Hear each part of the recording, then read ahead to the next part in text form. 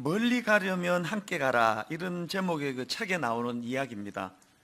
어느 외국계 회사에 아주 유능한 것으로 인정받던 임원이 한 분 있었는데요. 이렇게 유능하다고 인정을 받다가 보니까 이제 매번 그 대표 자리에 그 후보로 오르는데 이상하게도 맨 마지막에 계속 탈락을 하는 겁니다. 그래서 이제 이분이 미국 본사에다가 이제 억울함을 호소했습니다. 자기가 가지고 있던 실력, 능력 이런 거를 가지고 이제 왜 계속 이렇게 탈락이 되느냐 그렇게 호소를 했더니 미국에서 본사에서 답이 오기를 그 당신의 실적과 능력은 탁월하지만 그 리더가 되기에 부족한 게 좀 있다. 그러면서 이제 이런 식의 답이 왔습니다. 유머가 전혀 없고 직원들에게 인간적인 관심을 보이지 않았다는 점, 그리고 무엇보다 경비 아저씨나 청소하는 아주머니에게 먼저 인사한 적이 없을 뿐더러 그들의 인사도 받아주지 않았다는 점이다.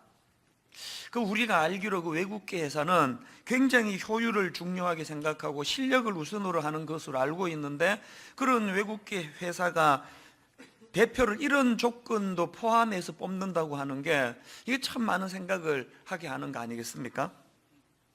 그 책에 또 이런 내용도 나옵니다. 하버드 대학교에서 1930년대 졸업생을 60년 동안 관찰한 결과 성적이 좋은 학생보다 커뮤니케이션에 능하고 사람들과 어울릴 줄 알고 훌륭한 유머 감각이 있는 학생이 성공할 가능성이 훨씬 크다는 사실을 밝혀냈다. 그 관찰의 기술이라는 책에 보다가 보니까 이거하고 비슷한 내용을 제가 발견을 했는데요. 미국의 MIT 공대 졸업생들을 이제 추적해가지고 그 성공했다고 평가되는 사람들을 대상으로 설문조사를 했다는 겁니다. 그랬더니 그 자신의 성공 요인으로 이 전문적인 기술과 실력, 이걸 꼽은 사람은 겨우 15%밖에 안 되더라는 겁니다. 자기 성공의 요인을 좋은 인간관계와 공감의 능력이 있다, 이렇게 대답한 사람이 무려 85%라는 겁니다. 지금 이런 내용들이 지금 뭘 강조하는 겁니까? 이 대인관계의 중요성이요. 사실 우리 삶에서 이 대인관계라는 게 굉장히 중요하다는 건 뭐 이런 자료를 들이대지 않더라도 모두가 다 알고 있지만, 근데 문제가 뭡니까? 이 사람과 관계 맺는 게 이게 쉬운 일이 아니라는 거예요. 그 생텍쥐페리의 그 어린 왕자, 그 여러 주옥 같은 그 대사들이 많이 나오는데 그 중에 이런 대사 기억하십니까? 세상에서 가장 어려운 일은 사람이 사람의 마음을 얻는 일이란다. 야, 이 나이가 들어갈수록 이게 너무 와닿는 명대사 중에 명대사예요. 세상에서 어렵고 어려운 일이 그 사람의 마음을 얻는 일이라고 한다면 이게 참 중요하지만 또 이 문제가 늘 우리를 괴롭히는 그런 이중적인 성격을 갖고 있는 게 대인관계인 것 같습니다.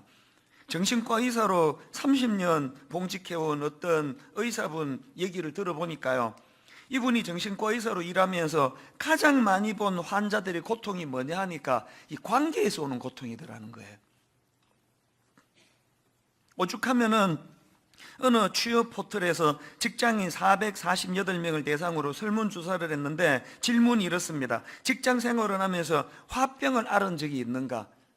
사실 뭐 좀 화나는 일은 뭐 이해가 좀 되는데 뭐 설마 뭐 화병까지 생기는 일이 많이들 일어났겠나 그런 생각을 했더니 웬걸요, 직장 생활하면서 화병을 앓은 적이 있는가 그렇게 물었더니 무려 90.18%가 그렇다라고 대답을 한 거예요.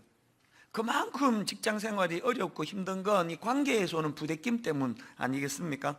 사실 저도 목사이기 때문에 참 사람을 상대하는 그 컴퓨터나 기계 상대하지 않고 이렇게 그 사람을 상대하는 거기 때문에 기쁨이 너무 많은 것도 사실이지만, 또 사람을 상대하는 거기 때문에 감수해야 되는 그런 상처나 아픔도 생각보다 많습니다. 그래서 저는 뭐 우리는 그런 일이 없지만 이제 가정해가지고 만약에 다시 한번 죽었다 태어나는 일이 있다 할 때도 저는 이 길을 갈 것 같아요. 이 사람에게서 누리는 영광이 너무너무 큰데요, 근데 저 아들한테는 이거 안 시키고 싶은 이 이중적인 마음, 이게 대인관계가 갖고 있는 빛과 그림자 아니겠습니까? 제가 지난 30년 목회하면서 걸어왔고 겪었던 그 모든 것들을 우리 아들이 똑같이 겪게 된다면 얘가 이걸 감당할 수 있을까? 그런 생각이 드니까 안 시키고 싶은 거예요. 이렇게 중요하지만 어렵고 또 어렵지만 반드시 이루어내야 하는 것이 이 대인관계 문제인데요. 더군다나 예수 믿는 우리는 더 심각한 문제가 있습니다. 히브리서 12장 14절에 보니까 모든 사람과 더불어 화평함과 거룩함을 따르라. 이것이 없이는 아무도 주를 보지 못하리라. 여기 보니까 하나님이 그토록 중요하게 생각하시는 거룩함과 더불어 같은 선상에서 무슨 말씀을 하느냐? 니들이 정말 주님을 보고 싶으냐? 모든 사람과 더불어 화목하게 지내야 된다. 이게 굉장히 의외이면서도 또 심각하게 들려졌습니다. 여러분 영적으로 회복하기를 원하십니까? 거룩을 회복하셔야 되는데 그 무게와 똑같이 관계의 회복이 일어나야 된다는 겁니다. 저는 늘 주장하고 또 강조합니다. 왜 용서해야 되는지 아십니까? 왜 여러분 마음에 상처받은 이런 문제를 치유받아야 되는지 아십니까? 우리가 받은 상처를 치유받지 못하면 그게 영적 침체로 연결이 된다는 겁니다. 오늘 본문에서도 이걸 강조하고 있는데요. 자, 로마서 12장 18절입니다. 할 수 있거든 너희로서는 모든 사람과 더불어 화목하라. 여러분이 아시지만 그 성경의 논조는 이런 식으로 접근하지 않습니다. 해라, 하지 마라, 이 단호한 의조지 할 수 있거든 이런 표현을 쓰지 않는데요. 모든 사람과 더불어 화목하라는 이 항목에만큼은 조건절을 붙여가지고 할 수 있거든 모든 사람과 더불어 화평해라, 화목해라. 뭘 의미합니까? 거의 불가능하다는 뜻 아닙니까?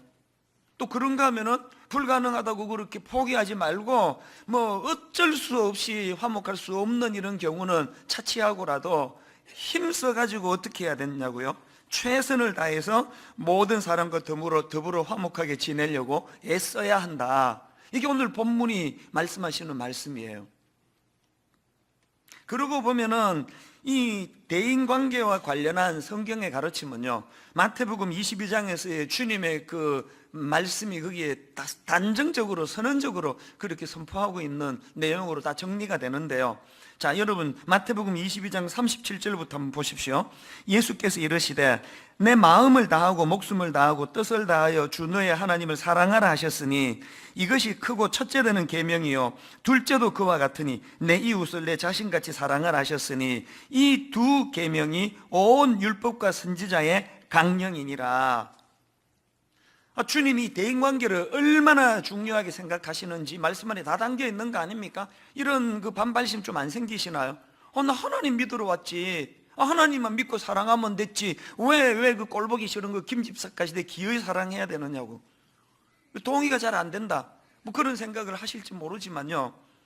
저는 주님이 왜 이토록 네가 나를 사랑하느냐? 그러면 그 관계를 소중히 여겨라. 그런 말씀을 하시는지 제가 신학교에서 그 학문적으로 배운 게 아니라 내 삶에서 이것을 터득한 적이 있습니다. 저는 자녀가 셋 있지 않습니까? 그러니까 하나님도 아버지시고 저도 아버지예요. 근데 제가 이 아이들을 길러보니까 그 특성이 다 달라요. 장점도 다 다르고 약점도 다 다른데요. 우리 큰딸은 참 좋은 장점이 뭐냐?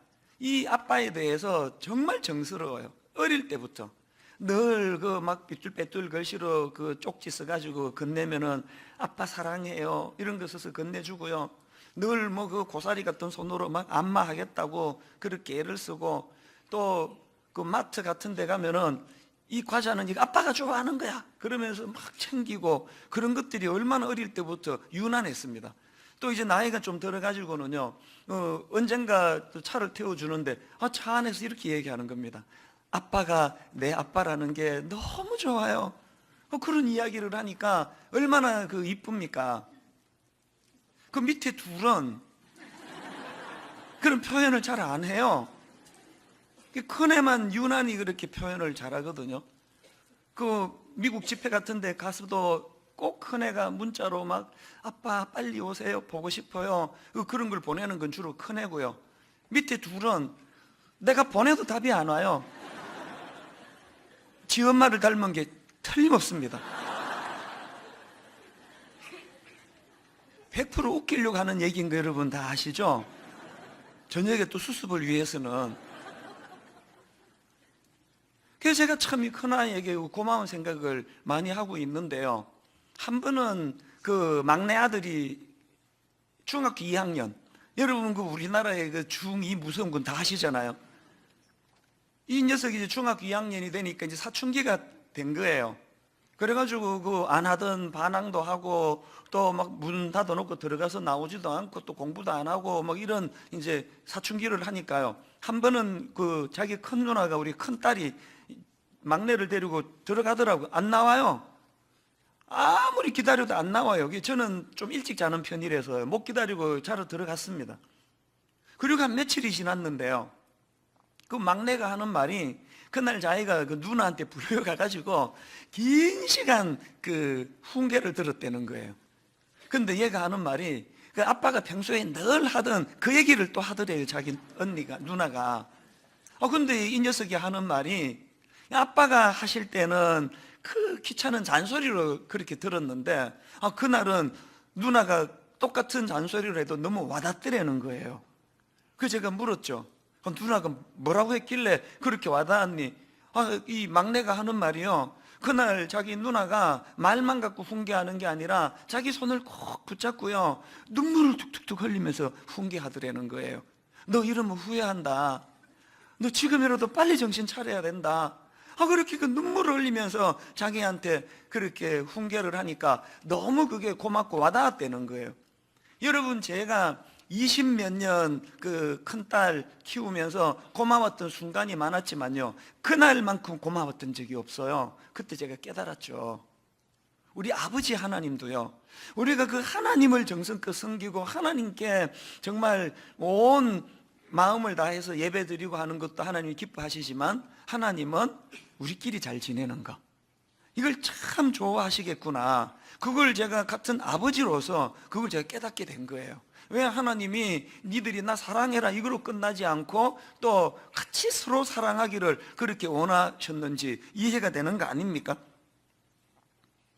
그래서 저는 오늘 그런 맥락에서 이 18절 말씀을 중심으로 말씀을 좀 살펴보려고 하는데요.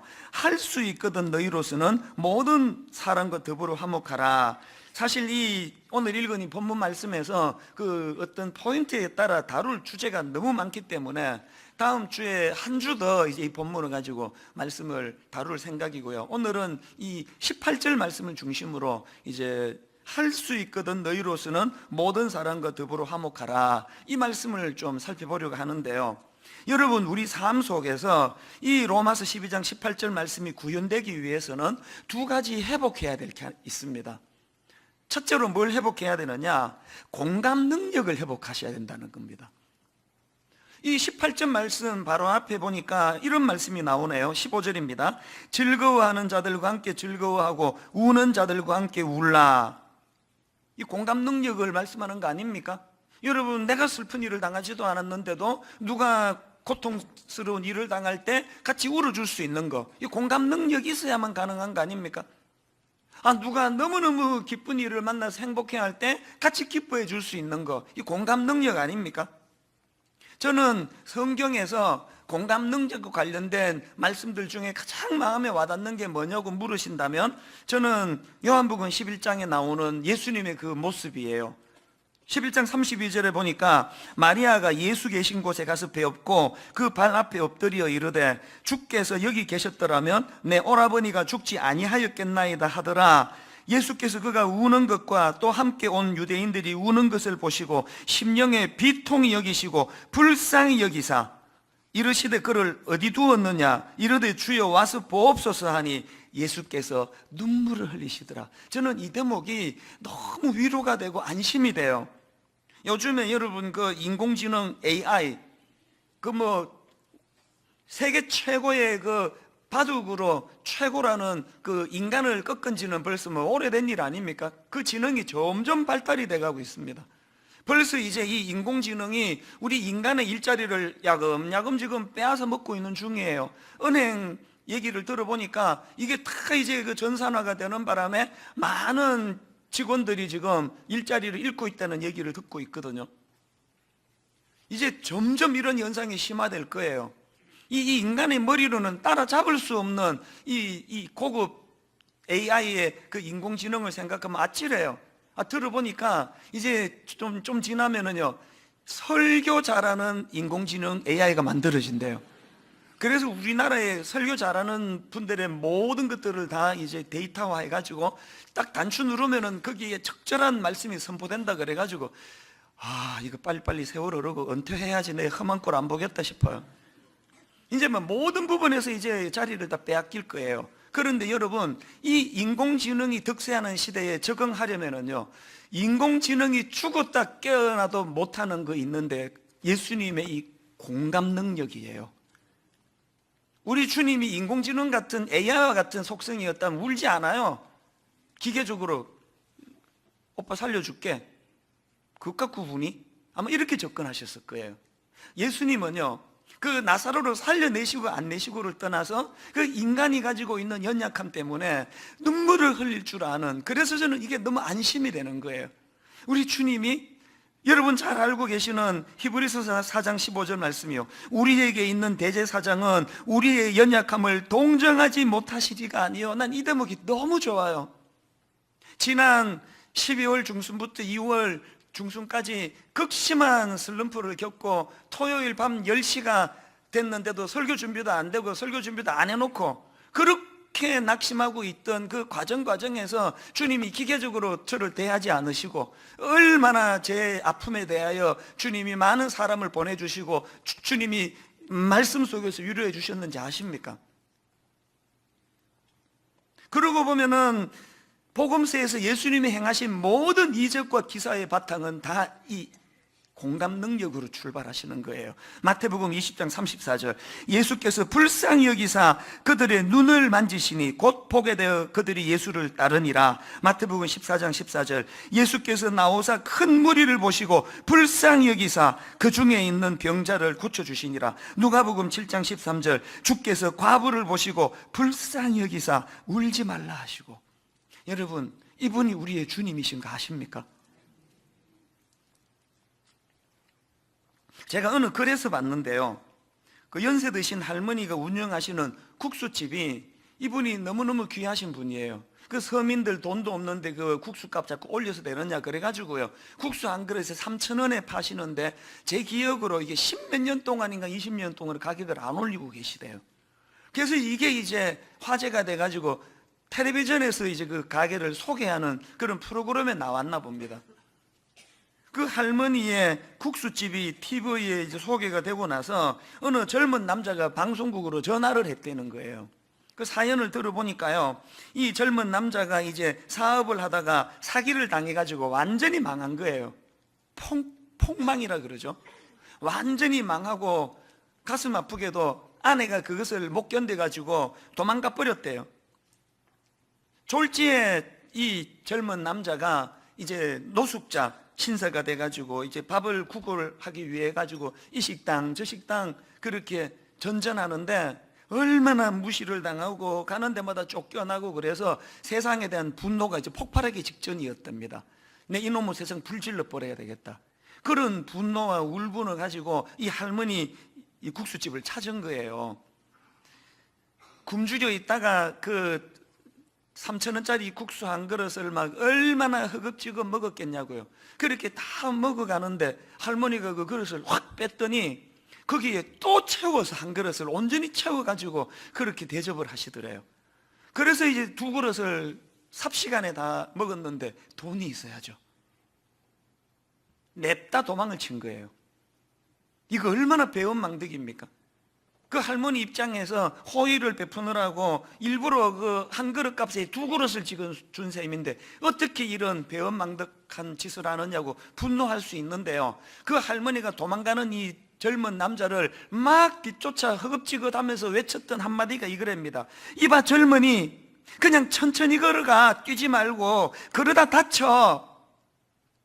그 할머니의 이 한마디가요, 세상을 향한 이 정오, 울분, 이거를 다 버리게 만들어 놓으라고 그렇게 그 PD에게 전화를 걸어가지고 연신 그 감사합니다를 연발했다는 거예요.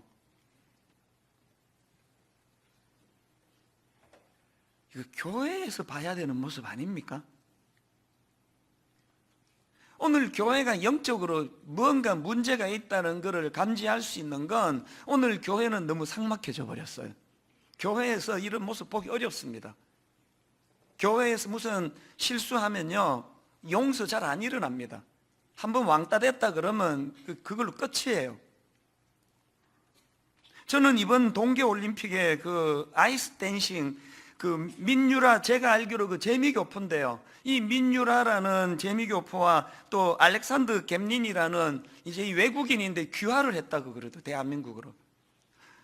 보통 우리가 알기로 그 아이스 댄스는 전부 다 이제 외국 곡을 가지고 또 클래식을 가지고 배경으로 이제 그 아이스 스케이트를 타는데요, 이번에 동계올림픽에서 그 민유라와 알렉산더 갬린이 무슨 곡을 배경으로 했느냐, 홀로 아리랑. 그 리듬도 굉장히 그 우리한테 익숙하고요, 외국 사람들은 좀 생소했을 거예요. 그런데 저는 그게 많은 사람들에게 감동이 됐다 그랬는데요, 저는 그 노래 선율도 좋았지만 가사 중에 나오는 이 대목이요, 가다가 힘들면 쉬어가더라도 손잡고 가보자, 같이 가보자. 이게 원래 이게 우리나라의 정서 아닙니까? 그래서 제가 이 가사를 검색을 해봤습니다.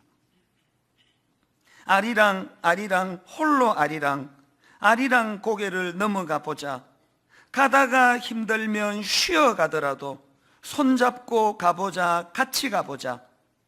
금강산 맑은 물은 동해로 흐르고 설악산 맑은 물도 동해 가는데 우리들 마음은 어디로 가는가? 언제쯤 우리는 하나가 될까? 아리랑 아리랑 홀로 아리랑, 아리랑 고개로 넘어가 보자, 가다가 힘들면 쉬어가더라도 손잡고 가보자, 같이 가보자. 너무 뭉클한 거예요. 그 무슨 이념으로 또 그 무슨 그 젊은 세대와 연세대신 세대로 지금 그 세대 차이로 또 동쪽과 서쪽, 남쪽과 북쪽 갈기갈기 지금 마음이 찢겨져 있는 우리나라 현실에서 어쩌다가 우리나라가 이렇게 돼버렸나. 그러니까 이 홀로 아리랑이라는 이 노래 리듬과 또 선율과 더불어서 이게 꼭 제 마음에 하나님이 주신 메시지 같은 거예요. 여러분, 금강산 맑은 물은 동해로 흐르고 설악산 맑은 물도 동해 가는데 우리들 마음은 어디로 가는가? 언제쯤 우리는 하나가 될까? 언제쯤 이런 일이 가능하다고요? 예수 그리스도로 말미암아 그 주님의 공감 능력이 우리 안에 회복이 될 때, 어지간하면은 용납하고 어지간하면은 품고 어지간하면은 함께 가는 이런 정신은 이게 회복이 어려운 건가요? 내 마음이 지옥일 때라는 그 책을 보니까요, 그 책에 정신과 의사 정혜심 박사님의 그 말을 인용하는 대목이 있더라고요. 자, 내용을 한번 들어보세요. 치유란 동굴 속에 숨은 사람을 끄집어내는 게 아니라 그의 옆에서 어둠을 함께 감내하는 것이다. 이게 저는 너무 마음이 와닿아요. 이게 치유란 동굴 속에 숨은 사람을 끄집어내는 게 아니라 그의 옆에서 어둠을 함께 감내하는 것이다. 그러다 보면 그가 동굴에서 스스로 걸어 나오게 된다. 제가 왜 이 대목을 읽다가 마음이 뭉클했는지 아십니까? 한 장면이 떠올라가지고 성경에 요한계시록 3장 20절을 보십시오. 볼지어다 내가 문 밖에 서서 두드리노니 누구든지 내 음성을 듣고 문을 열면 내가 그에게로 들어가 그와 더불어 먹고 그는 나와 더불어 먹으리라. 내 연약함을 공감해 주시는 주님이시기 때문에 강요하지 않고 윽박지르지 않고 치유란 동굴 속에 숨은 사람을 끄집어내는 게 아니라 그의 옆에서 어둠을 함께 감내하는 것이다. 앞에서도 말씀드렸지만 지난 12월 중순부터 2월 중순까지 동굴에 갇힌 것처럼 극심한 슬럼프에 빠져 있을 때 하나님은 저를 책망하지 않으시고 강요하지 않으시고 목사가 왜 그 모양이냐고 비난하지 않으시고 동굴에서 제 스스로 나오기를 기다려 주시는 여러분, 그 주님을 우리가 경험하고 그 은혜에 감격이 된다면 우리도 누군가를 향하여, 연약한 누군가를 향하여 공감 능력을 가지고 동굴 앞에서 그를 기다려주며 함께 해주는 이런 자리로 옮겨가게 되기를 바랍니다. 그런가 하면 두 번째로 로마서 12장 18절 말씀을 구현하기 위해서 하나 더 해야 되는데요, 겸손을 회복해야 한다는 거예요. 16절을 보시겠습니까? 서로 마음을 같이 하며 높은 데 마음을 두지 말고 도리어 낮은 데 처하며 스스로 지혜 있는 체 하지 마라. 비슷한 말씀이 빌립보 2장에도 나옵니다. 3절 4절 아무 일에든지 다툼이나 허용을 하지 말고 오직 겸손한 마음으로 각각 자기보다 남을 낮게 여기고 각각 자기 일을 돌볼 뿐더러 또한 각각 다른 사람들의 일을 돌보아 나의 기쁨을 충만하게 하라. 여러분, 사실 우리가 다 경험을 알지만요, 이 15절 말씀 다시 보시겠습니까? 즐거워하는 자들과 함께 즐거워하고 우는 자들과 함께 울라. 이거 둘 중에 뭐가 더 쉬운 것 같으세요? 우는 자와 함께 우는 게 훨씬 쉬워요. 장례를 당한 집에 가보면은요, 애쓰지 않아도 저절로 막 공감이가 같이 울어줄 수 있습니다. 이것보다 어려운 거는요, 즐거워하는 사람을 같이 즐거워해 주는 거. 이거 진짜 어려워요. 왜 어려운지 아세요? 우리 안에 도사리고 있는 교만 때문이에요. 저 사람이 나보다 실력도 모자라는데 왜 나보다 앞서느냐고.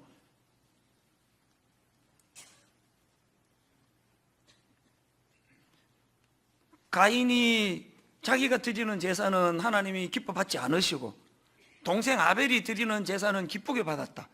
만약에 여러분, 가인이 철딱서니가 없고 모자라는 게 많아가지고 하나님이 기뻐하시는 제사는 잘 못 드렸다 할지라도 자기 동생이 그렇게 인정받는 것을 보고 여기 나와 있는 대로 즐거워하는 자들과 함께 즐거워하고 이걸 가인이 구현해냈더라면은 자기도 살고 동생도 그 살인하여 죽이는 이런 짓을 저지르지 않는 그런 결과가 나왔을 거 아닙니까? 그리고 또 그런 마음을 갖고 있었던 사람이라면 하나님은 어떤 예배를, 제사를 드리든지 기쁘게 다 받으셨을 거예요. 저는 우리가 가끔 부르는 이 소원이라는 이 찬양, 이 설교를 준비하다가 보니까 가사 한 대목이 확 와닿는 게 이거예요.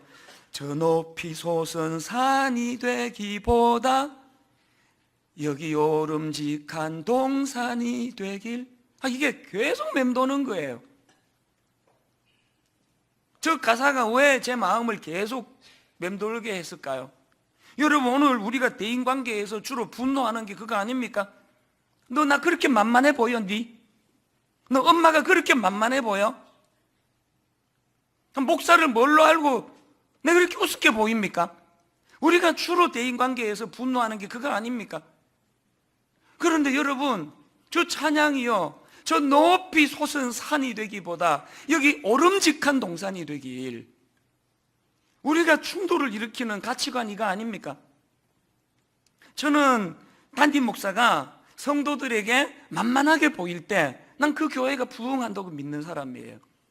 우리 큰딸이 삼수 2번이나 입시를 실패하고 나니까 막 온 성도들이 다 좋아하더라고요.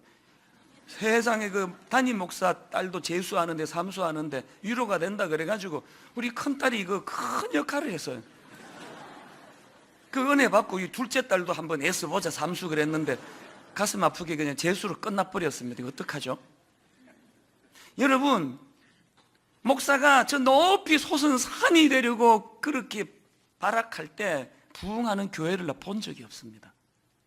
한 나라의 지도자가 그저 오름직한 동산과 같이 겸손한 모습을 보이면 그 나라가 부흥하는 거 아닙니까?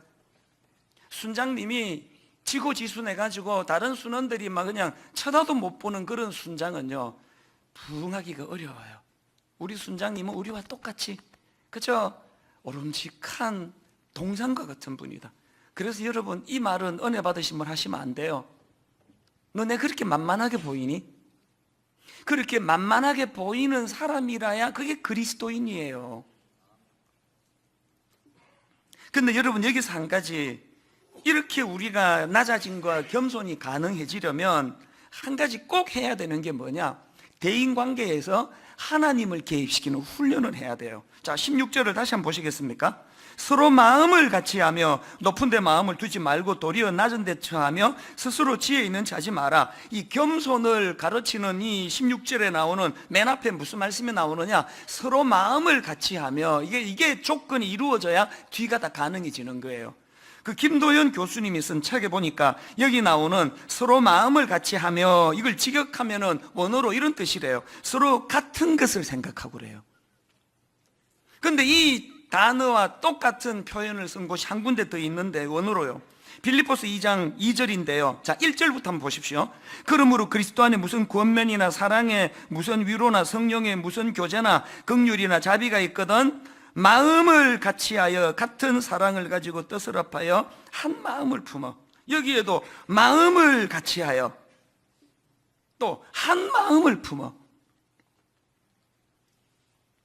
이게 본문 16절과 같은 것을 생각하라는 거예요. 그러면서 이 무슨 같은 생각을 해야 되느냐를 바로 그 다음 5절부터 이렇게 설명합니다. 너희 안에 이 마음을 품으라. 곧 그리스도 예수의 마음이니. 그리고 여기서 말하는 우리가 품어야 될 예수의 마음이 뭔지를 6절부터 이렇게 설명합니다. 그는 근본 하나님의 본체시나 하나님과 동등됨을 취할 것으로 여기지 아니하시고 오히려 자기를 비워 종의 형체를 가지사 사람들과 같이 되셨고 사람의 모양으로 나타나사, 그 다음 보세요, 자기를 낮추시고 죽기까지 복종하셨으니 곧 십자가에 죽으심이라.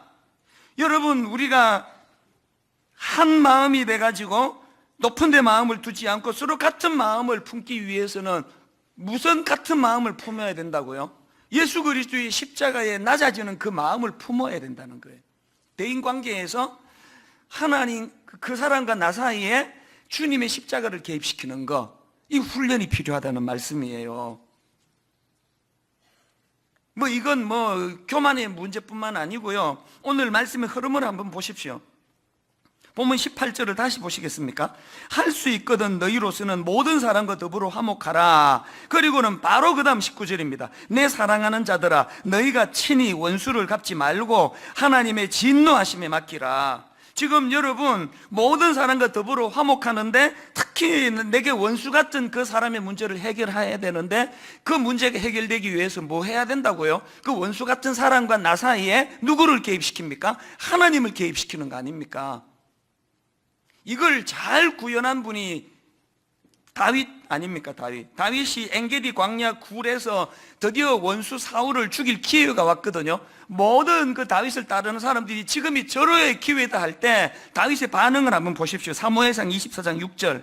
자기 사람들에게 이르되 내가 손을 들어 여호와의 기름 부음을 받은 내 주를 치는 것은 여호와께서 금하시는 것이니 그는 여호와의 기름 부음을 받은 자가 됨이니라 하고. 자, 대답해 보세요. 지금 다윗은 자기 원수 사울과 자기 사이에 누구를 개입시키고 있습니까?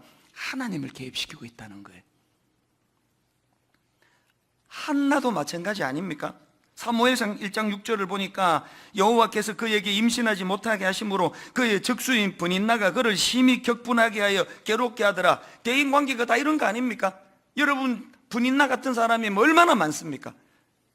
그런데 한나에게 배워야 되는 게 뭐냐? 한나는요, 그 자기를 대적하는 원수 같은 브닌나와 자기 사이에 누구를 개입시킵니까? 하나님을 개입시켜요. 뭘 보고 압니까? 그 다음 10절을 보세요. 한나가 마음이 괴로워서 여호와께 기도하고 통곡하며 서원하여 이르되. 한나는 지금 기도라는 도구를 통해서 하나님, 그 자기와 그 원수 같은 브닌나 사이에 하나님을 개입시키고 있다는 거예요. 여러분은 지금 브닌나같이 여러분을 격동시키는, 여러분을 힘들게 하는 그 사람과 여러분 사이에 왜 그 괴로움이 그치지 않는지 생각해 보지 못하셨죠? 한나와 같이 하나님을 개입시키는 일을 안 하셔서 그런 거예요. 그렇게 그 대인관계에 하나님을 개입시켰더니 한나의 그 감정의 변화를 보시겠습니까? 18절이요. 이르되 당신의 여종이 당신께 은혜 있기를 원하나이다 하고 가서 먹고, 그 다음 보세요. 얼굴에 다시는 근심빛이 없더라. 얼굴에 근심빛이 너무 많으세요. 빨리 한나처럼 브닌나하고 여러분 사이에 하나님을 개입시키는 훈련을 시작하시기를 바랍니다. 여러분이 잘 아시는 에베소서 6장 1절 한번 보시겠습니까? 자녀들아 너희 부모에게 순종하라. 이것이 옳으니라. 제가 지금 의도적으로 뭐 하나 빼고 읽었거든요. 빼고 읽어도 문장에 지장이 하나도 없어요. 근데 성경은 이거 빼면 안 됩니다. 다 넣고 다시 읽어볼게요. 자녀들아, 주 안에서 너희 부모에게 순종하라. 이것이 옳으니라. 지금 여기서 가르치는 핵심적인 메시지가 뭐냐? 부모와 자기 사이에 하나님을 개입시키라는 거예요. 또 자녀 교육에 대한 4절, 또 아비들아 너희 자녀를 노엽게 하지 말고 오직 주의 교훈과 훈계로 양육하라. 그 아들하고 그 딸하고 너 사이에 하나님을 개입시키라는 거예요. 직장생활 하시는 분 5절을 보십시오. 종들아 두려워하고 떨며 성실한 마음으로 육체의 상전에게 순종하기를 그리스도께 하듯 하라. 9절, 상전들아 너희도 그들에게 이와 같이 하고 위협을 거치라. 이는 그들과 너희의 상전이 하늘에 계시고 그에게는 사람을 외모로 취하는 일이 없는 줄 너희가 알미라. 앞에서 말씀드렸잖아요. 화병이 날 정도로 관계가 힘들어하는 게 90%가 넘는 대한민국 현실에서 직장생활에서 그 상사와 내 아랫 직원과 사이에 하나님을 개입시키는 훈련을 하라는 거예요. 직장은 이런 면에서 영적인 훈련의 장이라고 저는 믿습니다. 오늘 결론을 이렇게 맺기를 원합니다. 드라마 대사인데요, 한번 들어보십시오. 그냥 써 팍팍. 내가 미술학원 다닐 때 물감이 아까워서 조금씩 썼거든. 그랬더니 어떻게 됐는지 알아? 중간에 굳어서 반도 못 쓰고 버렸어. 물감이랑 마음이랑 다 똑같아. 아끼지 마. 그러다 굳어버려. 저번에 오빠 네가 그랬잖아. 마음도 물감 같은 거라고. 굳기 전에 써야 한다고. 저는 이 대사가 어느 드라마에 나온 건지 몰라요. 그 인터넷에서 발견한 거예요. 어느 드라마에서 나오는 대사인지도 모르지만 저는 이거를 옮겨 적어놓고 너무나 공감하면서 봅니다. 여러분, 물건이랑 마음이랑 공통점이 하나 있는데요, 아끼면 굳어버린대요. 팍팍 써야 된대요. 여러분, 우리가 오늘 이 말씀을 마무리하면서 로마서 12장 18절에 할 수 있거든 너희로서는 모든 사람과 더불어 화목하라. 이 말씀이 구현되기 위하여 십자가 지신 예수 그리스도, 날 위하여 공감 능력을 가지고 우리를 구원해 주신 그 주님을 대인관계에 개입시키면서 물감이랑 마음이랑 아끼면 굳어진다는 이 원리를 가지고 내 주변 사람들에게 함께 울고 함께 웃고 이 마음을 팍팍 사용하는 그런 저와 여러분 되기를 바랍니다. 오늘 말씀을 좀 생각하시면서요, 아까 제가 가사 인용했던 소원이라는 찬양을 같이 한 번 더 부르기를 원합니다. 삶의 작은 일에도 그 마음을 알기 원하네. 그 길, 그 좁은 길로 가기 원해. 여러분, 대인관계에서 나의 작음을 알고 그분의 크심을 알고 저 높이 솟은 산이 되기보다 여기 오름직한 동산이 되길, 우리 가사를 생각하시면서 같이 불러보시겠습니다. 삶의 작은 일에도 그 마음을 알기 원하네. 그 길, 그 좁은 길로 가기 원해. 나의 작음을 알고 그분의 크심을 알며 소망, 그 깊은 길로 가기 원하네. 다시 한번 고백하시겠습니까?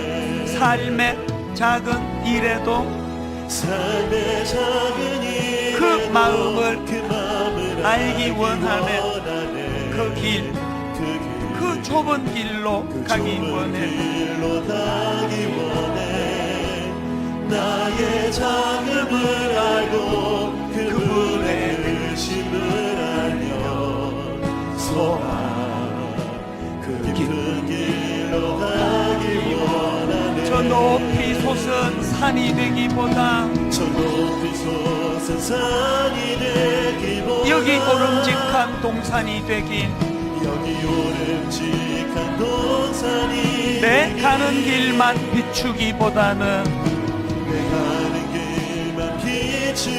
누군가의 길을 비춰준다면,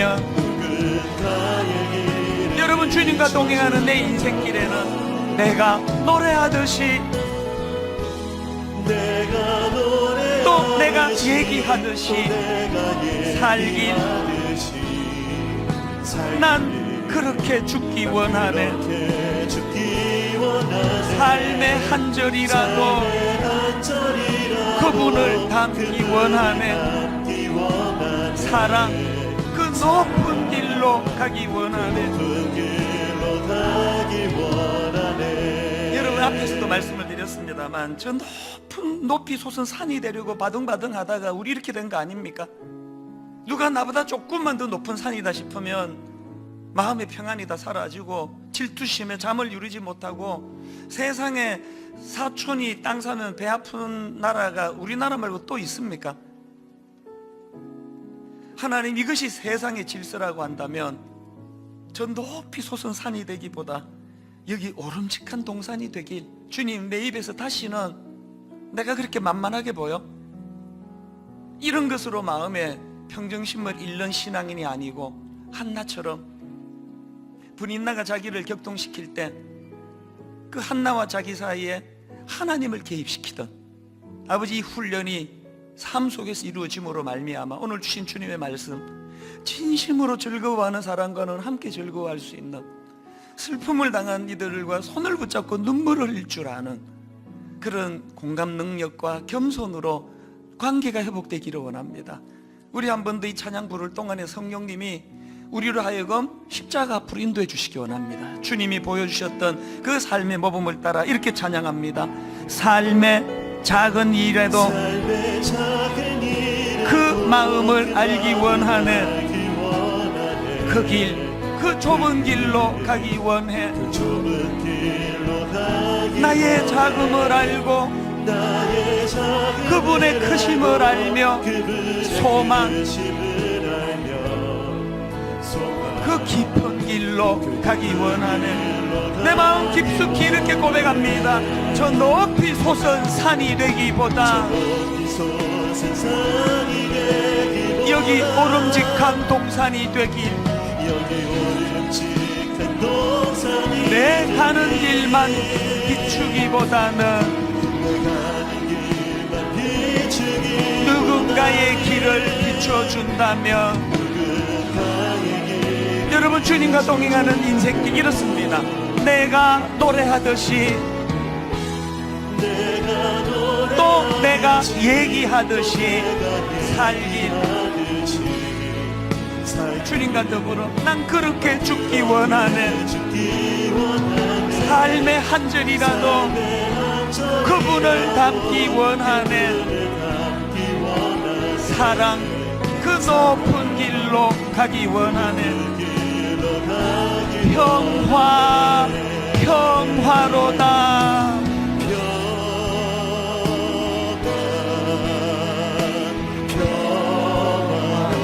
하늘 위에서 내려오네.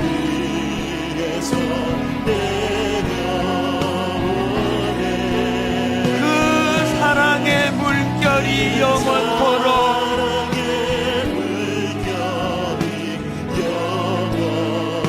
내 영혼을 덮어소서. 우리 함께 높여 내 마음의 대인관계에서는 상함이 치유되기 원합니다. 평화, 평화로다.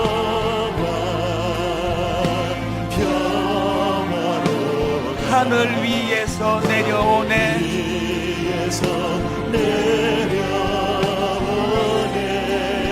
그 사랑의 물결이 영원토록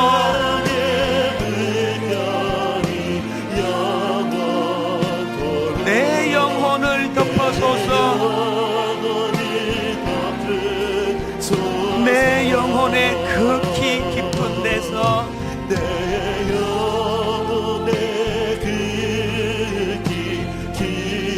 맑은 가락이 울려나네.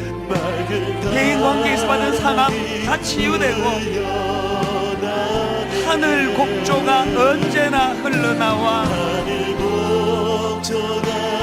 함께 울고 함께 웃으며 함께 웃고 함께 울며 내 영혼을 보이 싸네. 평화 평화로다.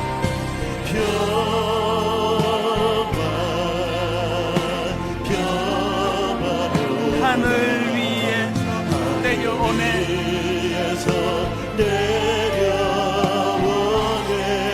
그 사랑의 물결이 영원토록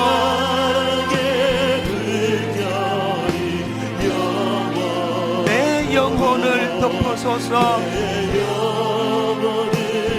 우리 다 자리에서 일어나셔서 내 마음속에 솟아난 이 평화는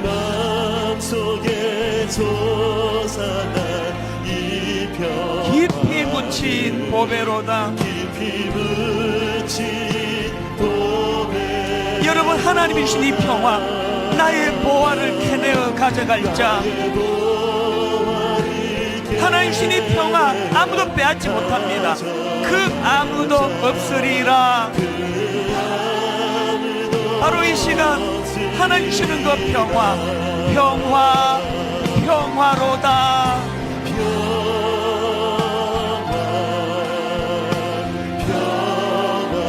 인간이 주는 거 아닙니다. 하늘 위에서 내려오네. 그 사랑의 물결이 영원토록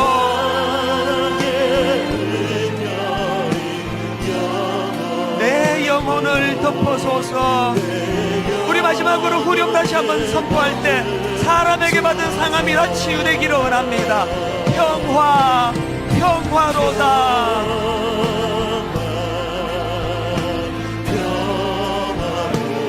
하늘 위에서 내려오네.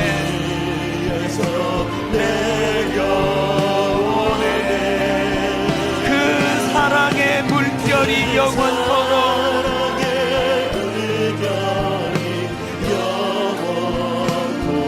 내 영혼을 덮어소서. 우리 같이 기도하실 때 아버지 오늘 주신 말씀이 내 삶 속에 구현되기를 원합니다. 그 일이 가능하도록 우리를 십자가 앞으로 인도하여 주시기를 원합니다. 우리 통성으로 같이 기도하시겠습니다. 하나님 아버지, 우리는 늘 관계에서 아픔을 겪습니다. 상처를 받습니다. 우리는 늘 아버지 대인관계 때문에 잘하고 싶은데 잘할 수가 없어서 그것 때문에 마음이 낙심이 될 때가 얼마나 많은지요.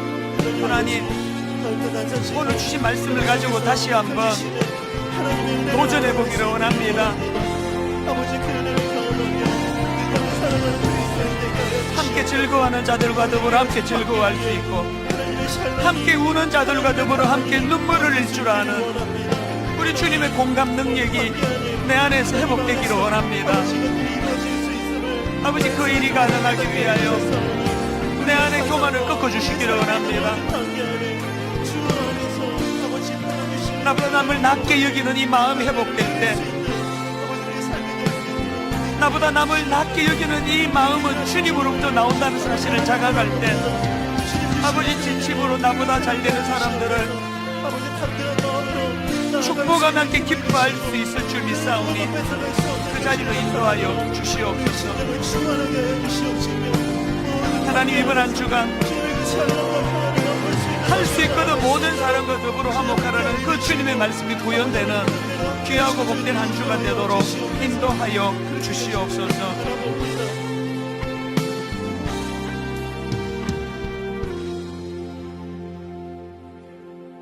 화평하게 하는 자는 복이 있나니 그들이 하나님의 아들이라 일컬음을 받을 것이며,